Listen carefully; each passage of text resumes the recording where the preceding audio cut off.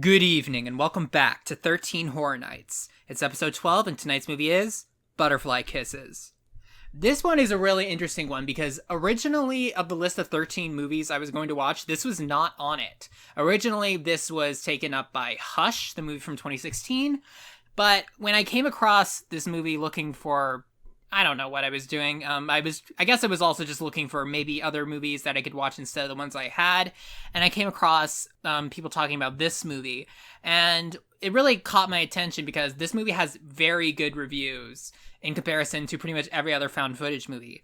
The plot to this film is that there is this footage being sent to, I think, like documentarians that shows like an urban legend happening. It's like Bloody Mary. It's but they call it Peeping Tom, and everything about the footage makes it seem like it's real.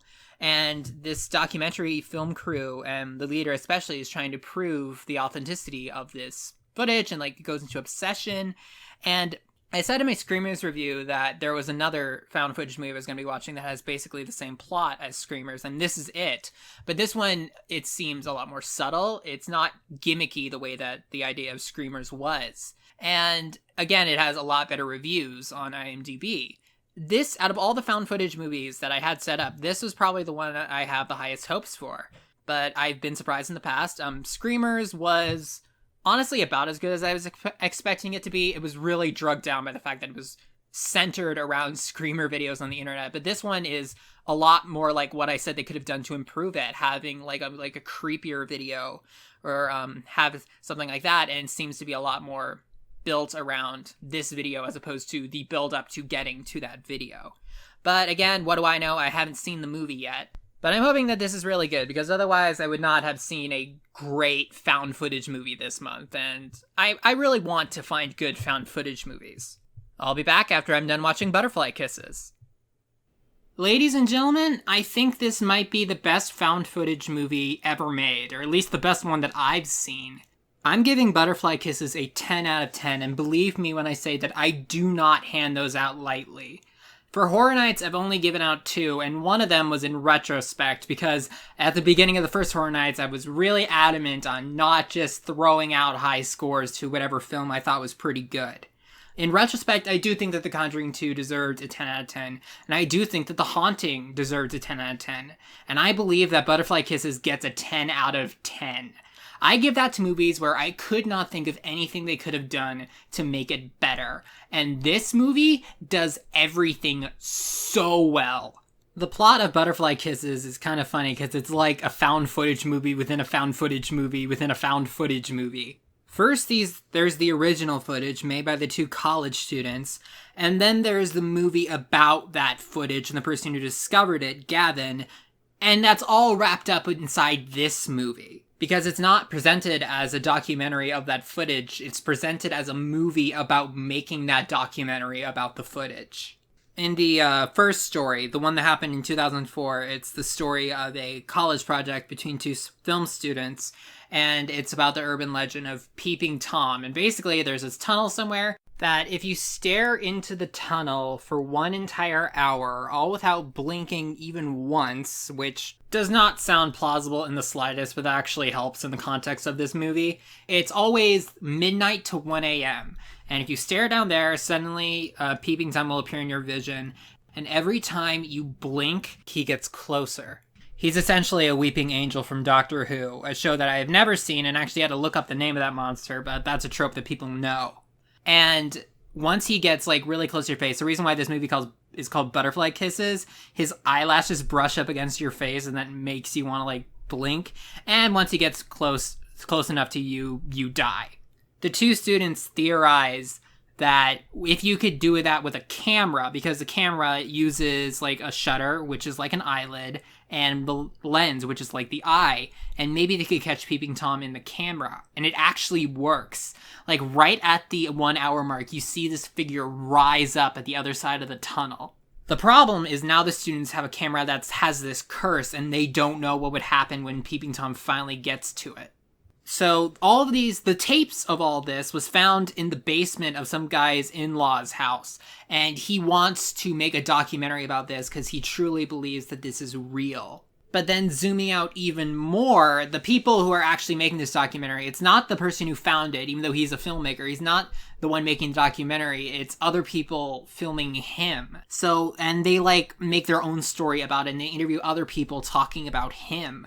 And this kind of, let's compare this to, say, Phoenix Forgotten. One thing I didn't care for in that movie was the fact that you set up this documentary, and then there was, like, this long break where you watch the footage, then they went back to the documentary again. In this one, they, like, flow between the 3 different layers very smoothly, and it kept all 3 of them at the front of your mind throughout the entire runtime. The problem is that he can't find anybody who cares enough about this. Like, people don't believe him when he says that he thinks it's real. People aren't giving money at him, and he's putting so much stock in this project that he needs it to go through.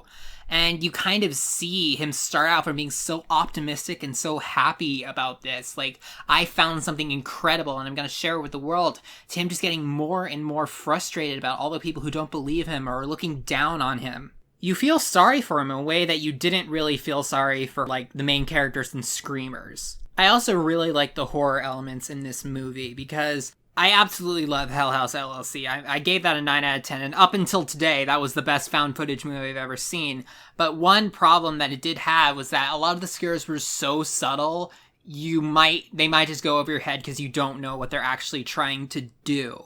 In this one, the scares are just as subtle, but because it's a documentary being made about the footage and whether or not it's accurate or not, they actually have the means to like zoom in on them and make sure that people saw what was being conveyed. Because a lot of these things you really don't see the first time, but then they play it back and you realize that what they were describing was actually happening the entire time. There really was Peeping Tom off in the distance in these past shots. And by the way, while we're on the subject of other things that Peeping Tom reminds me of, he also looks a lot like the Babadook. Am I the only one who thinks that? Anyway, as the movie continues, there are more and more developments and the plot keeps getting thicker. You keep seeing things that give credence to the idea that this really is fake, whether made by the college students or made by him or something else. But then you also have things that are just so compelling in the realms of this being real that it makes you question it. At the beginning of the movie, I was thinking, okay, this is a horror movie. Clearly this footage actually happened. But they actually had me guessing. Once they started presenting this evidence, they had me guessing until the very end. The acting of this movie is great. The story is awesome. The editing is absolutely phenomenal. The way that they paced and put all these clips together was just... Honestly, I feel like people could take lessons on how to put together a mockumentary from Butterfly Kisses. It was so well done. And this movie is actually scary. It's not like Hereditary scary, but it's definitely scary. Much like Hell House LLC, this is a movie that I want to be a household name. I want as many people as possible to know about Butterfly Kisses, because this is one of the best examples of what the found footage subgenre is capable of. It might not be for everybody. I'm interested in how people fake paranormal videos and found footage, so I was really interested in a lot of the points that were brought up in this movie. It might not be for everyone, but it 100% was for me. This is an amazing movie, and I would recommend it to anyone looking for a scare this Halloween. And I can't wait. Let's just go into some spoilers, because I want to talk about how awesome the plot of this movie is. About halfway through the movie, evidence starts coming in that maybe one of the students, the male student, is the one faking it, not both of them. He's like pulling a prank on the female one because in the past they made a movie together, and this was another thing that called the validity of the actual tapes in question. It was like a documentary about dead people, and like one of the relatives of the deceased didn't want to appear on camera, but their story was so compelling that they hired an actress to play that person. And in the future, Gavin did not put that in his cut of the tapes, even though that was one of the tapes that was found in the shoebox.